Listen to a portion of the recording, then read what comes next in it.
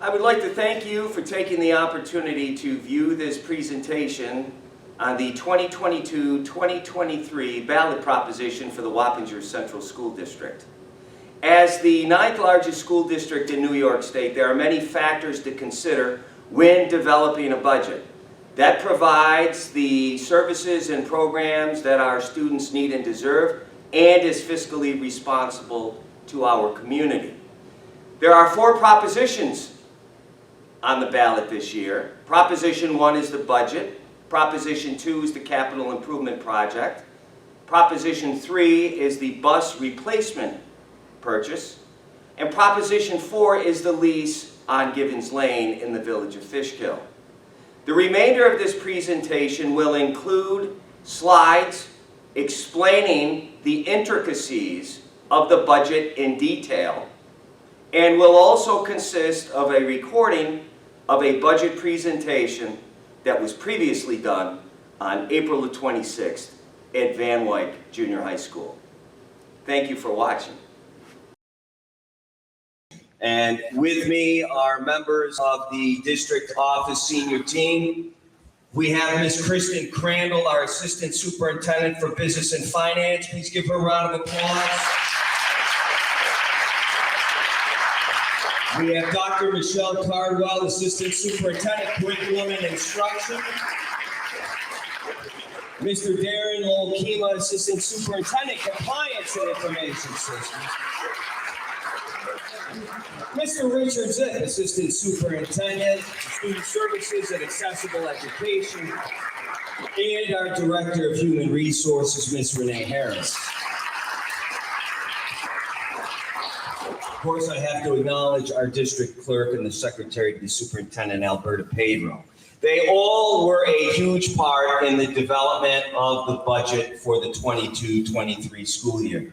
And in addition to them, let me first of all, you know the mission of our district, empower all of our students with the competencies and the confidence to challenge themselves, pursue their passions, and to realize their potential as responsible members of our community. So I will get the clicker and move on to the next slide.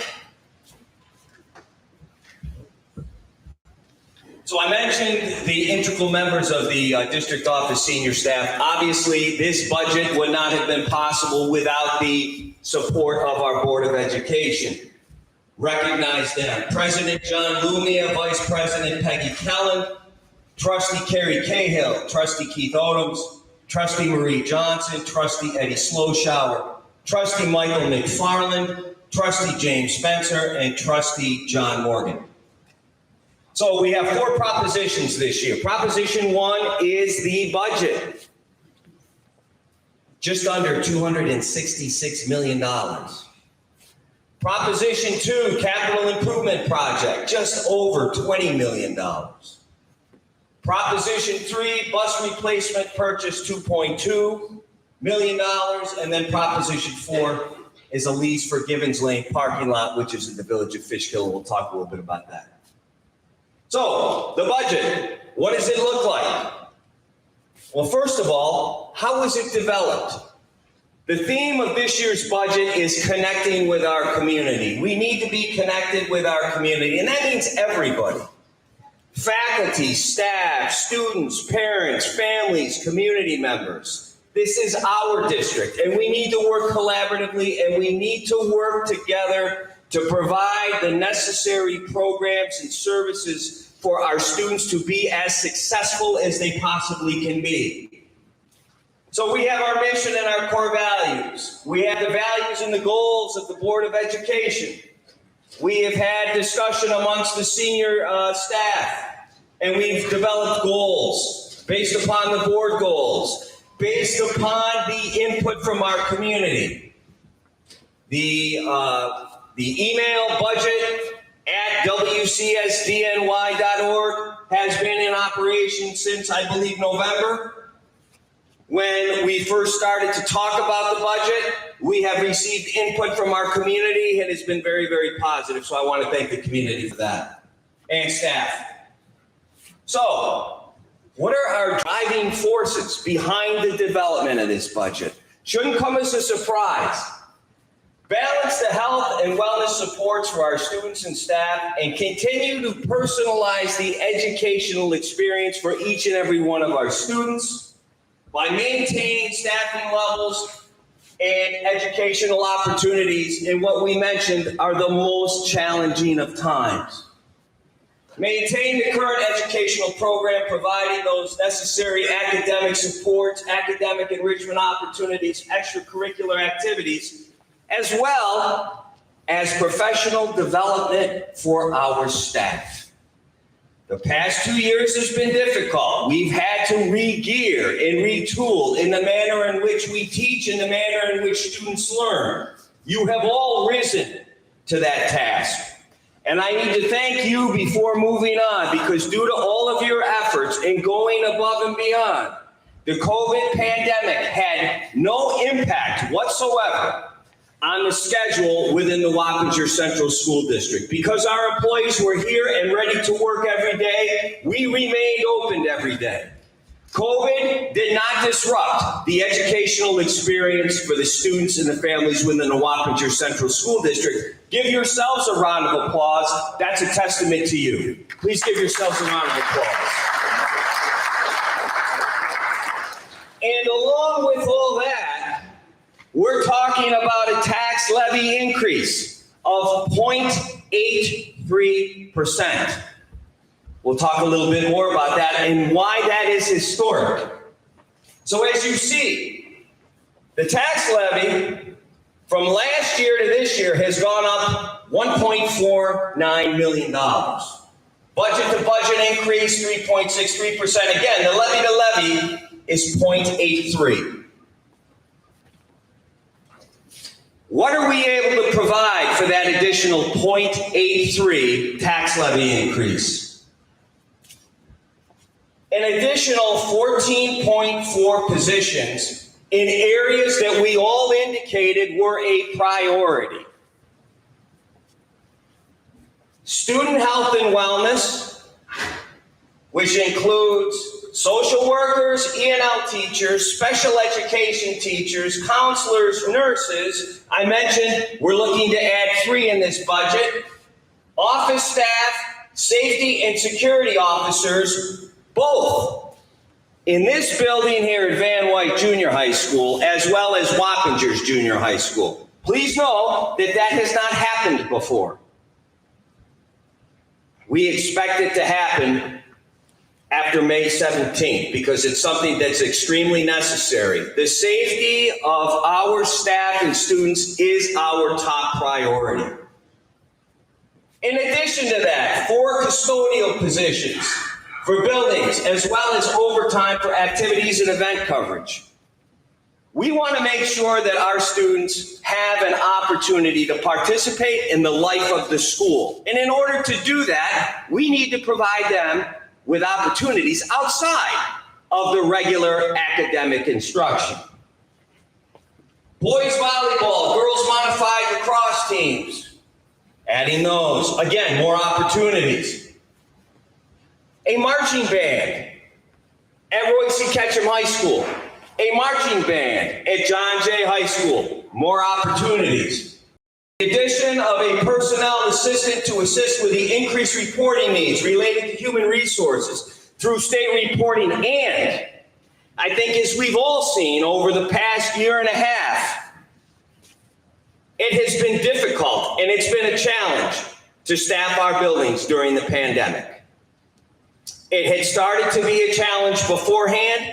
It got worse during the pandemic. So we rely more now on our substitute personnel than we ever have. Well, now we're going to dedicate an individual that is specifically going to be responsible for all substitute personnel within all 9 of our collective bargaining units, as opposed to each personnel associate being responsible for whatever units they're responsible for. What does that mean? A more effective and a more efficient system. And it shows the priority of the school district to make sure that we have well-qualified people in our buildings in the event that they're needed. 2 days of late runs here at the middle schools.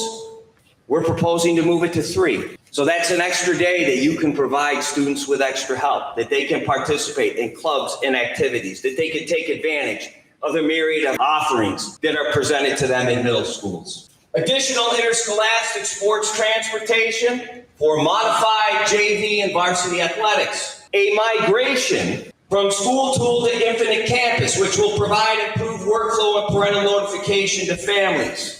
District level building project funding up to $100,000. Restoration of funding for school level supplies activities, including field trips, and allocated funds for continued implementation of our UPK program, along with increased funding for preventive maintenance of athletic fields and facilities.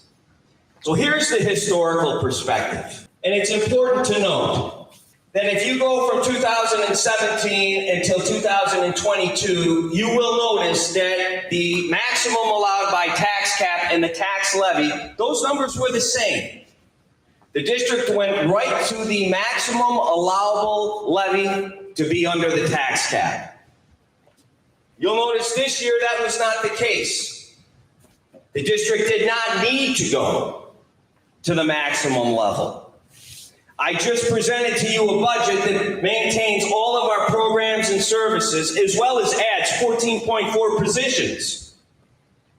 And not only does that budget give us the programs and the services that we all believe that we need for our students, it is also fiscally responsible to our taxpayers. So as you see, the tax levy increases over the last 5 years, 0.95, 2.92, 1.42, 3.64, 2.49, and this year the proposed is 0.83, which I believe is the lowest in recent memory since the inception of the tax cap in 2012. So we talked about where does that money come from? Why were we in a position where we did not have to go up to the maximum level? There was a lot of work that was done by the district and building administration in terms of reviewing all of our programs and services and all of our systems. And where there were areas and where there were duplication of services, those duplications do not exist and will not exist moving forward. But you take a look, 68.5% of the funding comes from the taxes. 29% comes from New York State. So I'd like to make a point. New York State's contribution, which is 30%, is very, very important to our school district. Without that increase, and again, I would like to thank the governor and our local state representation for their support. Without that type of support, in order to maintain a budget like this, anything that does not come from the state would need to be placed on the taxpayer. 1.42 fund balance, 0.90 is other revenue. Where do we expend our money? We're a people business. That's what we do. So 50.78% is spent on salaries, 32.49% spent on benefits. Contractual obligation, 7.65%, BOCE 7.16%, supplies 1.64%, textbooks 0.22%, and equipment 0.06%. So you see, this money is spent in the right places. Expenses by category. Well, our business is teaching and learning. That's 53.88% of where our money goes. And then if you add the undistributed on top of that, and I always refer to Ms. Crandall. Ms. Crandall, can you share with everyone what undistributed means? Certainly. Undistributed, 32.49% are the benefits, the welfare trust, that type of expenditure, in addition to transfers for our debt service and transfers to other funds. So your debt service is like your bond and principal payments, similar to your home. We do have that on past capital project work. Thank you, Ms. Crandall. 8% general support and 5.63% transportation. I'd like to talk a moment about transportation. We are the 9th largest school district in New York State, and we have the largest district-owned and operated transportation department in New York State. And we are very proud of the fact that we have our employees taking our students to school and bringing them home in a safe manner each and every day. And we look forward to continuing that practice for the foreseeable future. We like it here in Wappingers, where we have our transportation department owned and operated and facilitated through individuals that work for the Wappingers Central School District. Thus, 5.63% of our expenses go into our transportation department because it's that much of a priority. Proposition 2, capital improvement project, just over $20 million. So every 5 years, the school district has a building level condition survey. Earlier this year, that survey indicated a recommendation for $75 million worth of work within our school district. In the last 10 years, we have proposed and passed 3 capital improvement projects, which have made a significant impact on our facilities. Which of the facilities that we have, the 15 in our district, the newest one was built in 1969. Needless to say, there is work to be done, and there will continue work to be done. Our staff needs to know that they're cared for. Our students need to know that they're cared for. They need to walk into buildings and have facilities that endear that. We've begun some of that work. Hopefully, we will have the ability to continue working on those things that need to be done to ensure that we have a safe and a secure environment. Because we all know if students don't feel safe, they're not going to reach their maximum learning potential. So, the Capital Improvement Committee, which is made up of board members, staff, the district architect, and various members of the community, prioritized 4 areas of need. This should come as no surprise. Number 1, safety. Number 2, replacement upgrades. 3, infrastructure and floor program. By creating a capital project proposition, the district will receive reimbursement from New York State in building aid. That's 58.3 of the money in this project will be returned by New York State to us. That is why it's so important to put it up in a capital improvement bond. As it states, without that reimbursement, it would fall totally on our taxpayers. We don't want that. What are some of the things that are going to be done? It's a long list. Kind of important to install emergency kitchen appliance shutoff switches. I think you would agree. Installing fire-rated doors. Pretty important. Replacing electrical panels and upgrading fire alarm systems. Important. Relocate electrical transformers. Important. Replacing a kitchen hood. Important. I could go on. You can read this at your leisure. I'm not going to take more time. But it's extensive. But again, it are things that, it all involves things that are very important. When you take a look at replacements and upgrades, and you take a look at the athletic field sound system, you may say, oh, that's nice. It's nice to have a nice sound system. Well, as we all know, when you have to do a building evacuation and your plan identifies you to go to the football field and you don't have a PA system to address everybody, that's a problem. That needs to be fixed. How much is this going to cost? Well, let's say average assessed value, $350,000. That's going to cost $32.10 a year, which comes out to about $2.68 a month for this capital bond. And again, I indicated 58.3% of this money is going to be coming from New York State in the aid and reimbursement aid. Proposition 3, bus replacement purchase. Unfortunately, at a point in time, our buses need to retire. Even though maybe they don't want to, they need to retire. Why? Because they either are in operation for a number of years or they exceed a certain mileage amount. So when we retire a bus, what does that mean? What is retirement for buses? We retire buses, 22 vehicles this year, 15 large buses, 7 vans, and the average mileage for the age for retiring vehicles is 134,000 miles for 11 years. I think that's a pretty good run. So what are we looking at? Again, for the transportation department that we have locally owned and operated by our district, we have to supply it with buses so that we have buses to get students back and forth to school. Well, we're retiring 22, and guess what? We're asking for an additional 22 to replace them. 15 of the large buses, which comes out to just under $1.8 million. 2 of the passenger vans, $120,000. 1 wheelchair van, $76,000. 4 of the 20 passenger vans at a cost of about $227,000. There's your $2.2 million. District uses a revolving 5-year ban which is a bond anticipation note to finance the purchase of school vehicles. The 22-23 proposition would result in a net savings of approximately $47,596 in the 23-24 school year, which is approximately $74 less than was budgeted in 21-22 for bus bond anticipation note payments. We talked about this to some degree. Again, I'm not going to go through this in its entirety, but you see the rationale as to why we need to consider purchasing new buses to make sure that the ride from students to and from school is safe and it's also efficient. We talked about fiscal diligence. We're going to retire 22 buses. We're going to buy 22 buses. We're not going to buy any additional buses. We're going to buy what we need to provide transportation to our students, which brings me to another point.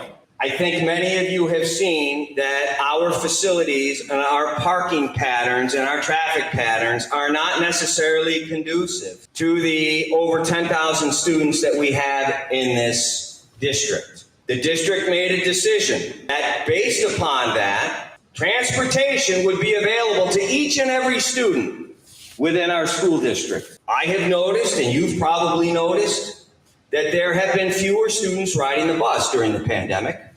And more students are either driving in, the seniors in high school, or they're being driven in by parents.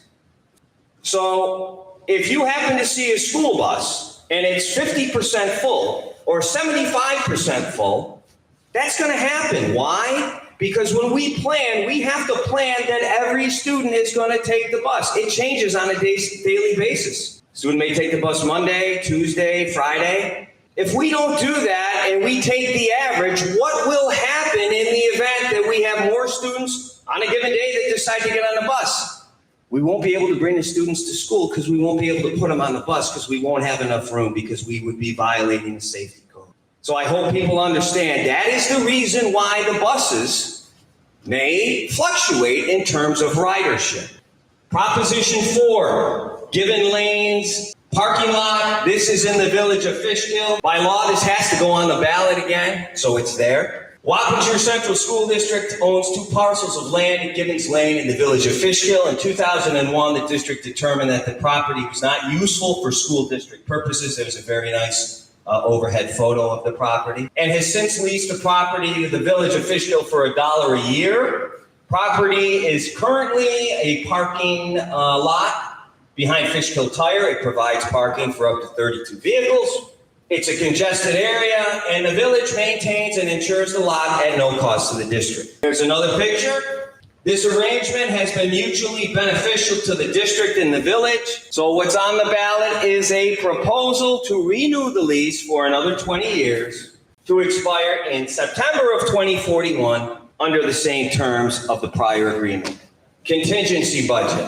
In the event that the budget does not pass, what could we lose? Well, first of all, if the budget fails, the board has 3 options. First option, you can adopt the contingency budget. You can revote the same budget, or you can revote a revised budget. And that election would be held on June the 21st. Contingency budget removes all expenses that are not ordinary and contingent, such as equipment, as well as other things that I'm going to talk to you about. The tax levy would be capped at last year's tax levy, which we said was $1.492 million higher this year than it was last year. The budget-to-budget increase would be 3.05 under a contingency budget. And as I mentioned, 1.492 would be the difference. What could we lose? All of the things that we said were priorities. And I think it's important to note that as a school district, we are mandated by New York State to provide certain services. We cannot remove anything from the budget that is a mandated service. So what does that leave us with? Things that we believe, even though they're not mandated, that are extremely critical to our district, such as the potential elimination of 9 positions to support health and wellness for students and staff, social workers, E&L teachers, special education, counselors, nurses, office staff, safety and security officers in this building, at Van Wyck Junior High School, and in Wappingers Junior High School. School resource officers, one in Van Wyck, one at Wappingers Junior High School. We had talked about 4 custodial positions. We could lose 2 of them. The boys volleyball and girls modified lacrosse teams could lose those. We talked about marching band, Royce Ketchum, John Jay High School. We could lose those. Additional day of late runs here, which would bring you from 2 days to 3 days. We could lose those. You see, it's a common theme here. It's safety and it's opportunities for students. Additional interscholastic sports transportation for modified JV and varsity athletic teams. And I will say that unfortunately this year, due to the pandemic, and obviously our major priority is to make sure we get students to and from school. But when you are competing interscholastically with schools in southern Westchester County and you have a need to try to get your teams there by a certain time, I wish I could consistently say that our teams have been there on time, but I can't say that. Why? Because we were unable to offer it. Now, those students will get what they deserve. They'll get where they need to get in a timely fashion, and they'll be able to participate. Unfortunately, under a contingency budget, that may not be the case. We talked about the migration from school tool to infinite campus. Could be eliminated. District level building project, $100,000 maximum. Repave the potholes, emergency repair, emergency issue. May not have that money available. Reduction of funding for school level supplies and activities, including field trips. Could happen up to a certain extent. Partial reduction for funding of supplies and scheduled preventive maintenance for facilities and athletic fields. I think we all know that when you get something new, you have to continue to maintain it so that it lasts as long as it can and it functions as effectively and efficiently as possible. If you get new items and you don't do any preventive maintenance, just like with a car, if you drive your car until your car doesn't start, chances are you're going to have a bigger problem and it's going to be more expensive. But if you take it for the regular maintenance, chances are you're probably going to have fewer concerns and it's going to run better. And with that, I will be concluding the presentation. As you know, the budget vote is on May 17th, 7:30 a.m. to 9 p.m. Public hearing on the budget, Monday, May the 9th, 5:30, Royce Ketchum High School Library. I mentioned the email budget@wcsdny.org. Let us know what you think. Again, we need everybody's input. This is our district. Our website, wappingerschools.org. It has this year's budget as well as budgets for the past 5 years, Ms. Crandall, and maybe even a little earlier than that. And we always look forward to public comment at our Board of Education meetings. With that, I thank you.